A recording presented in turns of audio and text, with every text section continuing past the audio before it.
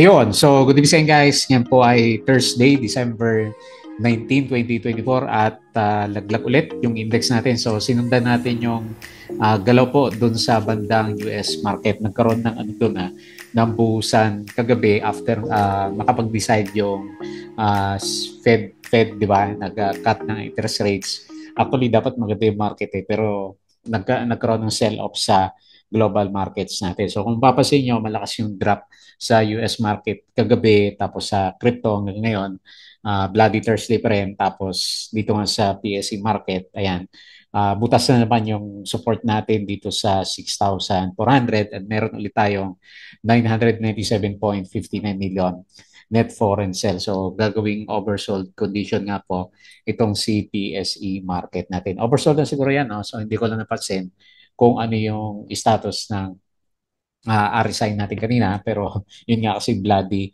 yung market natin. So mapapansin mo, syempre tinamaan ulit yung mga big caps na stocks natin, sina BPI, sina Ali.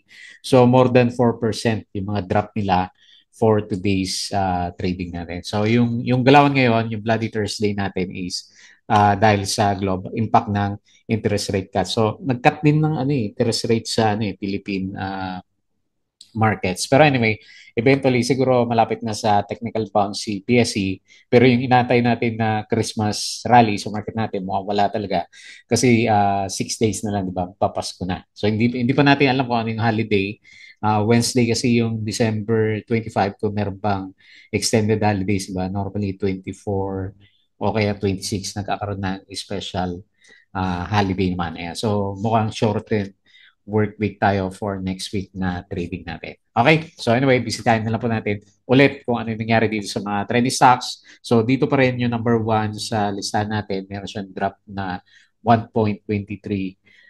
So meron siyang 428K net for buy. So wala ka talaga, medyo mahirap talagang maliban dito kay Fero, no? Maliban kay Fero at saka si PHR. So majority ng mga stocks is laglag. So ang hirap, wala talaga tayong matimingan during this time unless nandun ka na pero nung mga nakaraang araw pa. Okay, so next si Ali. So dalawa dito properties yung representative natin, negative 4.05%.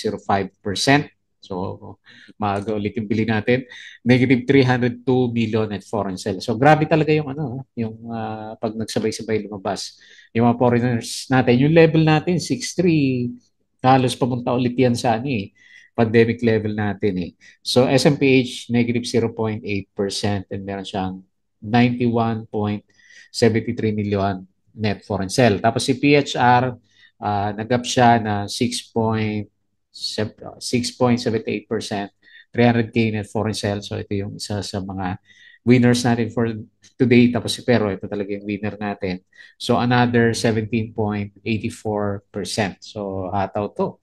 Meron siyang 21.2K net foreign buy. Tapos si Plus, konti lang. Kapingot, 0.38%.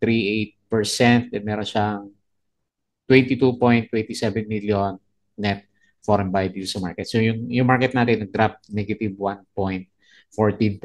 Akala ko magto 2% na naman to kanina Pero siguro nag-expect na ako ng bounce sa PSE. Ilang araw na ba tayo nag-expect? Kasi oversold na malamang yung insurance natin na yan. Okay, so disclaimer pa rin guys sa mga bago sa channel natin as usual. Yung ating review is for education purposes lang. So wag mong gagamitin to as a reason para mag-buy, sell, or hold ng stocks. Meron po kasing risk na involved sa market. Due diligence na lang po kung anong stocks yung gusto mong bilhin naman. And then follow mo po ako dito sa ating Palabi Trader na YouTube channel. Asa na siya? Hindi siya lumabas. Kaya follow mo na lang po ako dito para updated ka sa mga reviews natin. Or dito, kung gusto mo ng guide, join ka sa trading group natin. So, kahit sino naman siguro during this time, hirap na hirap sa galawan ng ating markets. Okay? So, yung ating mga trending stocks video, siguro surprise spikes yan. Si PSE natin, wala na Side na lahat ng ng foreigners natin. Company reviews, sample trades sa market, basic indicators, technical analysis, fundamentals, yung mga risk management, and basic PSE stock market studies. Ewan ko kung maano. January 19, di ba? Mawawala si TikTok sa banang US. Pero parang mukhang mag-intervene si, ano, si Donald Trump. Ayan. So, tingnan din natin kung ano mangyari kay, ano, TikTok. And then, follow mo ako dito sa Palawi Trader Crypto. Subscribe ka lang po para updated ka sa mga Play Games. Yung ating social media, Facebook account na Palawi Trader. So, follow mo lang po para makita mo yung mga posts or dito sa pinaka-Facebook page para doon sa mga uh, post natin, trending stocks review sa articles natin dito sa Buligi Peak, US stocks and cryptos. Buhayin ko siguro ito sa, ano, bakasyon, no? Babakasyon tayo. Tapos sa Twitter, konti lang ino-post natin. Kasi nga, ang pangit ng market, walang masyadong catalyst, no? Puro red yung, ano, nakikita ko dito na galawan natin. So balik tayo dito. Meron na tayong summary. Okay, so very bad ulit yung galawan, very bad pa rin. Ilang araw na to. Negative 997.59 million net foreign sale and tinamaan ulit yung properties natin 1.68% followed by, nanguna pa pala to. Si mining natin, negative 2.37%. Sige, patibayan. Patibayan kung sino yung stocks ang matira. So finance ang medyo malakas. Drop din siya, negative 0.32%. Patibayan na lang sa mga stocks natin. At parang pandemic yung galawan. SMPH, nag-drop plans to raise up to 25 billion through AAA rated bonds, foreign funds sold, BDO, BPI, Metrobank, Alter, AP, FGen, EMI, FB, Jollibee, Monde, AC, Aboites, AJ Costco, DMC, Ali, Philrich, MRITS, Robinson, Cebu, Bloom, PHR, RRHI, and Wilcon. CDC holds a tapping off ceremony for its 50-story mixed-use development in Quezon City. So may project. Ito, Security Bank, nag-breakout yata ito, no? 2.94%. Kahapon to. No? Security Bank, through its subsidiary SB Rental, has partnered with BMW Philippines. I think closing natin, wala.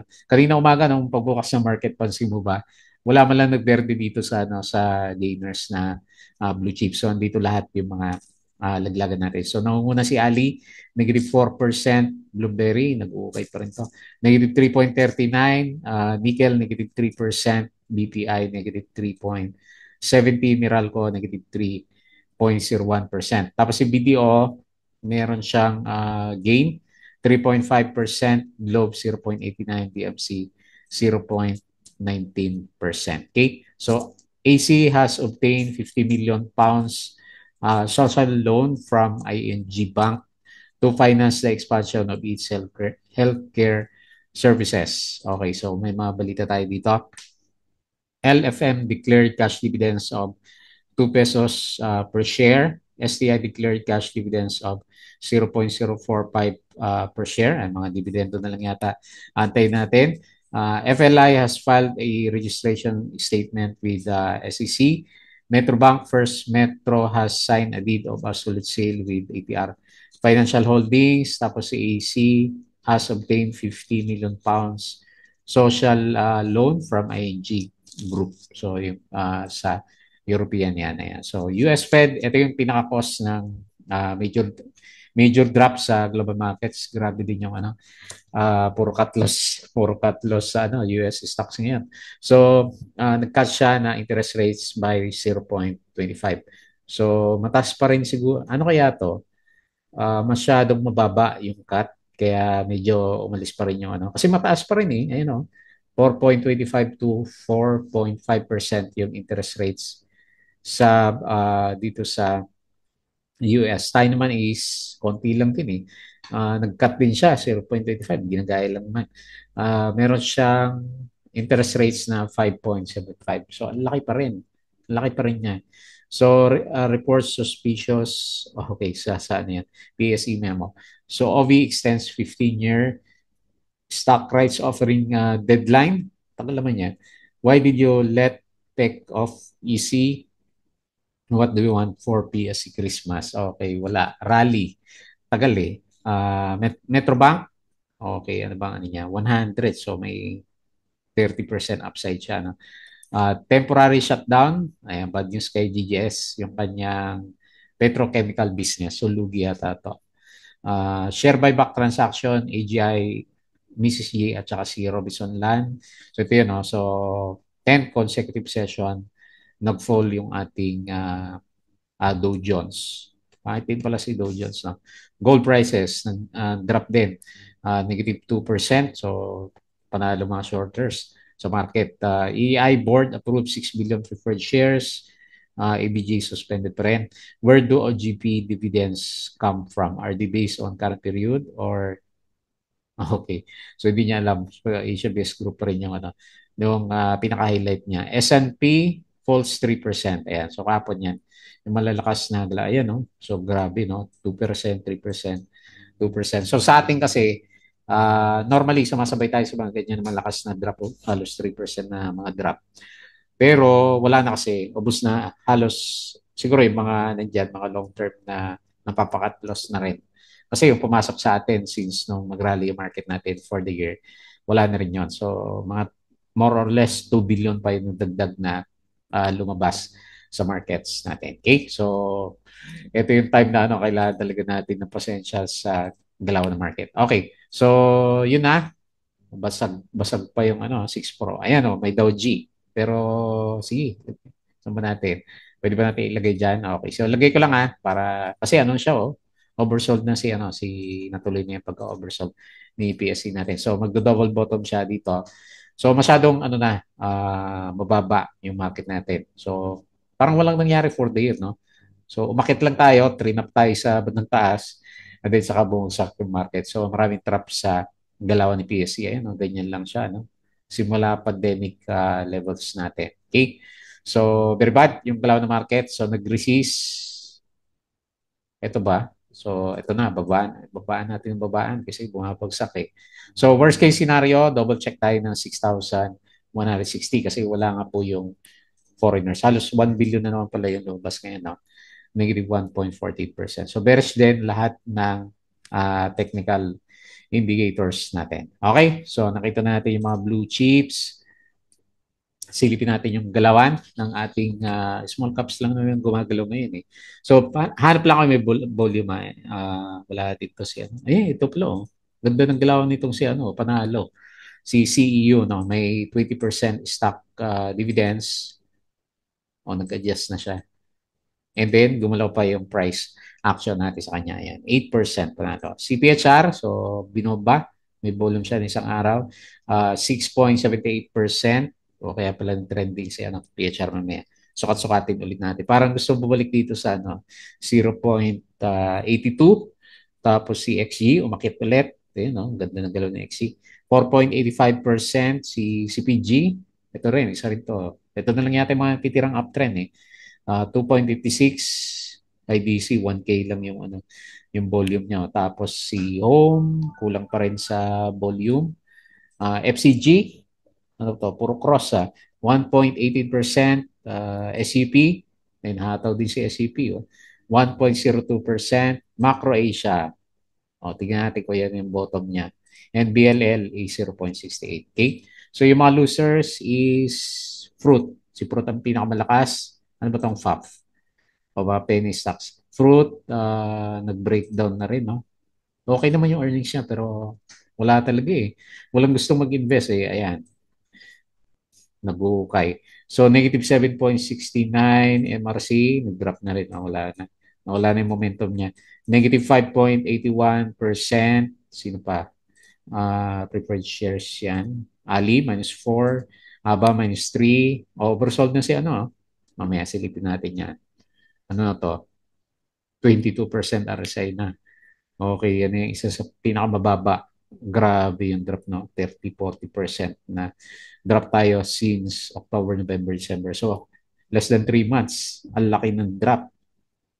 Okay. Sino pa? Robinsons, drop na 2.3. Tapos si LPG, nag-drop na rin siya. Negative 1.9%. Okay, so yun po yung galawan ng ating mga big caps. So matamlay, sobrang tamlay ng investing. Long term, long term tayo ngayon. Long term pa rin tayo at wala kasi tayong makita mag-bounce eh. Ito mga nag-bounce pero very unusual naman yung ano, yung mga galawan po nila. Okay, so tingin tayo dito sa US market. Ayun, grabe din. So, anong nangyari sa kanya, pagka-announce ng Fed, biglang sunod-sunod na nagkabusan. Tapos ang lalaki, 2.9, 2.5, 3.5%. So, tingnan natin ngayon, medyo gusto mag-bounce ni S&P. Pero sa kanila kasi, puro halos overbought naman yung mga stocks nila dito. S&P 0.47, Dow Futures 0.38, Nasdaq 0.45%. Okay. Tapos si European, okay, drop si European natin. Laki din, no? 1% din mahigit. Tapos Asian markets, bloody. Ayan. So lahat is nag-drop. Ang sakit tumingin sa portfolio ngayon. Okay, buti sa PSE hindi nagsisiro yung di ba?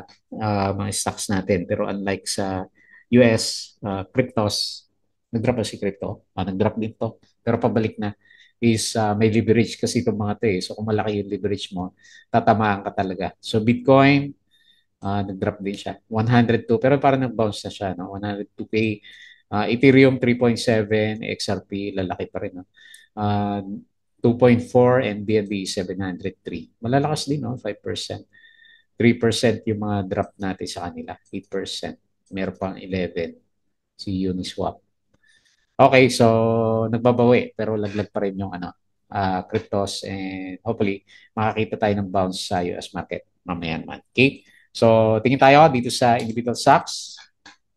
Dito pa rin yung pinaka-paborito. Okay, nagko-console lang si dito. Negative 1.23% and meron siyang 428K net foreign buy. So meron siyang base na support 1.5. Pwede siguro, no? Pwede siguro dito. Lagyan natin sa 1.84. So, ilang araw na siya. Sa isang spike lang naman is kaya-kaya na niyang abutin yung 1.8 peso level natin. So, medyo bullish tayo kasi hindi naman siya, di ba, ang lakas ng drop ng market pero 1% lang yung correction niya. So, tingnan natin kung mag-establish nga siya ng support dito sa 1.5.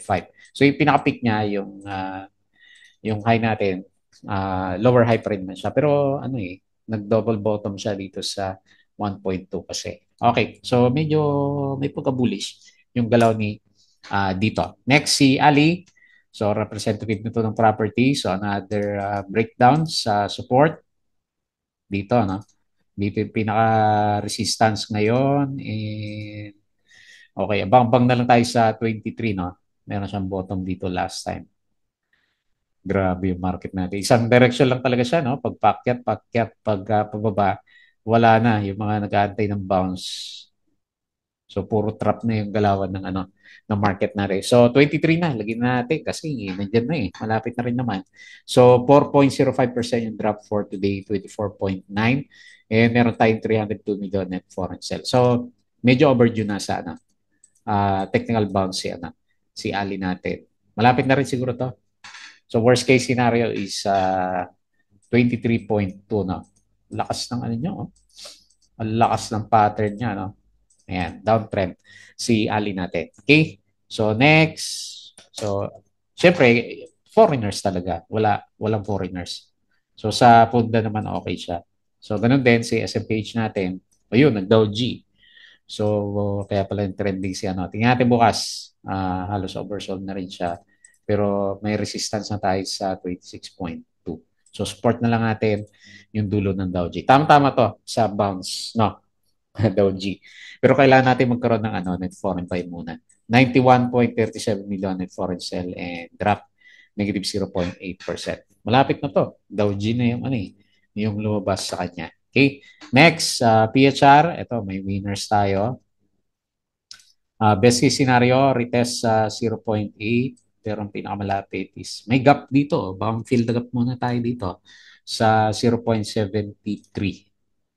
Okay, so nagsusupport dito sa may gap sa 0.59. So maganda yung niya.